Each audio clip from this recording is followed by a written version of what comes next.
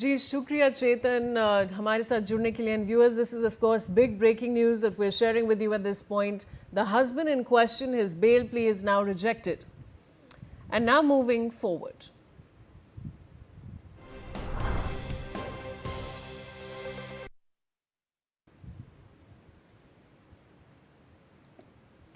Twisha Sharma's death, viewers, has drawn widespread public attention, especially after reports mentioned the presence of multiple antemortem injuries before her alleged suicide.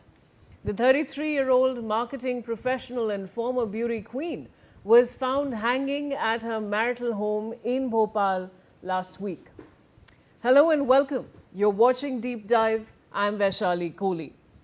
What initially appeared to be a case of suicide is now being fiercely contested by her family, who allege foul play and procedural lapses in the investigation.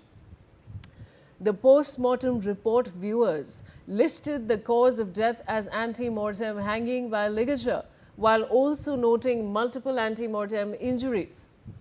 Across her body, investigators have preserved viscera, blood and nail samples for further forensic testing, along with other materials from the scene. Authorities have acknowledged that the ligature material allegedly used in Twisha Sharma's hanging was not provided to doctors during her initial post-mortem, a mandatory step in such cases.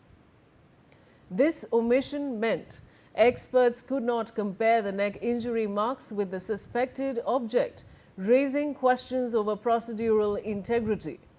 The material has now been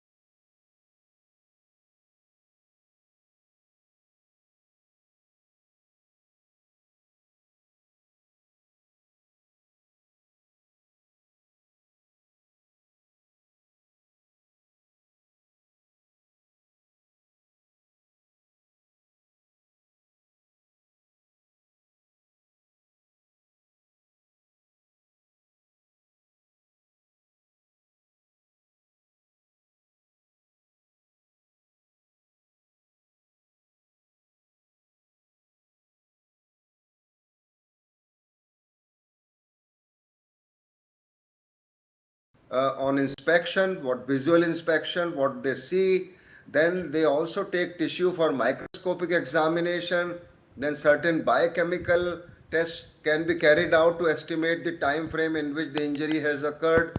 And age of the injury is basically, if it is the early hours, like 1 to 6 hours after the injury has been inflicted, there will be some bleeding, as you already mentioned in your story, retraction of severe blood vessels, the capillaries, we can see the ends, and the initial migration of the blood cells, what we call neutrophils, white blood cells, into the wound area. That's the just initial process.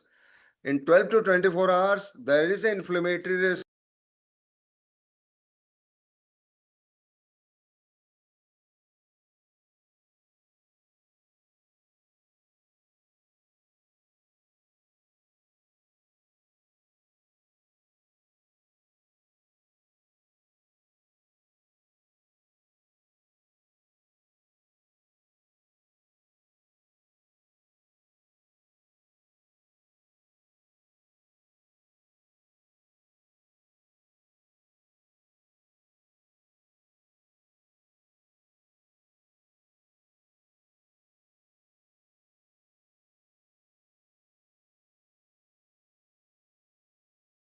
round scar tissue development starts, and epithelialization, like skin, will become as resistant to bacteria as it was when it was not injured. So I think there are these methods to determine whether the injury was inflicted when the person was alive and when the person was not alive or dead, something. So this is in short, I would say. All right. Dr. Mishra, thank you so much for joining me on the broadcast. And now, and with that, viewers, it's time for a short commercial break. We'll be back very shortly.